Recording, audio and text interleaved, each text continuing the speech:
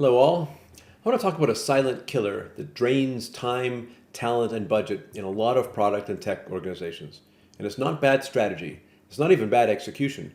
It's something much sneakier. It's projects that keep going long after their strategic value has expired. Now, maybe they were started under a previous leadership. Maybe they've become someone's pet project. Or maybe no one ever officially pulled the plug. So they just keep going. And it's not because they're important that they keep going, it's just because they're already in flight. And while no one's paying close attention, they quietly consume precious capacity. They tie up your best people. They delay high-impact work, and they stall delivery momentum. They sap morale because your team knows they're stuck working on things that don't matter anymore. If that sounds familiar, don't worry, you're not alone. But here is how to fix it. Step 1 is to inventory all active work. This step is about getting everything visible, because you can't assess what you can't see. Most organizations underestimate how many projects are in flight. And when you list them out, feature builds, tech debt initiatives, internal tool upgrades, platform refactors, partner commitments, the number often surprises people. For example, at one organization I work with, we discovered 47 active efforts, and only 11 of them were on the official roadmap. Now, we used a shared spreadsheet and had each team lead list every effort that was taking more than a few hours per sprint. It took 2 days, but it allowed us to recapture over 2 engineers' worth of capacity per sprint. Now let's go on to step 2. Step 2 is to map each item to a strategic priority. Now, take that list and ask, which of our top 3 to 5 strategic priorities does this actually support? And be honest. If you have to bend over backwards to justify it, it's probably not aligned. So for example, a team was working on a full redesign of an internal reporting dashboard.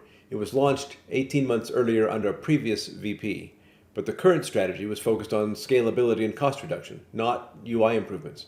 So it didn't fit. Label it clearly, aligned, unaligned, or unclear.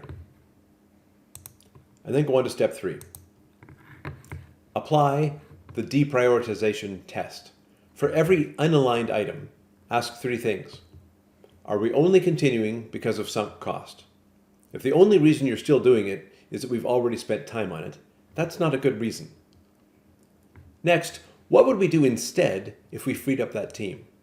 Could they help ship a critical revenue-generating feature or support a system migration? That's the opportunity cost. Ask that question.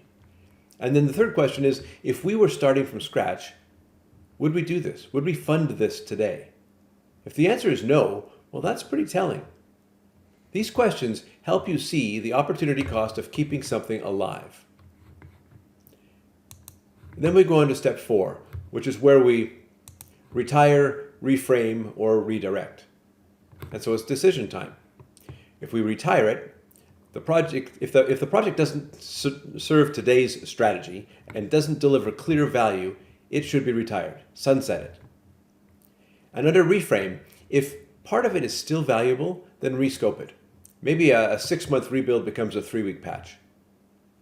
And then redirect. Move the team to something that's truly aligned and communicate why. For example, one game team redirected their efforts from building a speculative internal tool to supporting stability improvements tied directly to player retention. And that one shift accelerated their roadmap by a full quarter.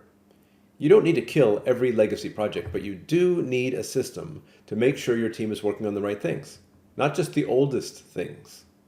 If you want to go deeper into this and learn 6 other moves that help you deliver on time without burning out your team, I have a free guide for you. You can find the link in the video description. It's called Survive and Thrive, 7 critical moves for on-time delivery without burning out your team.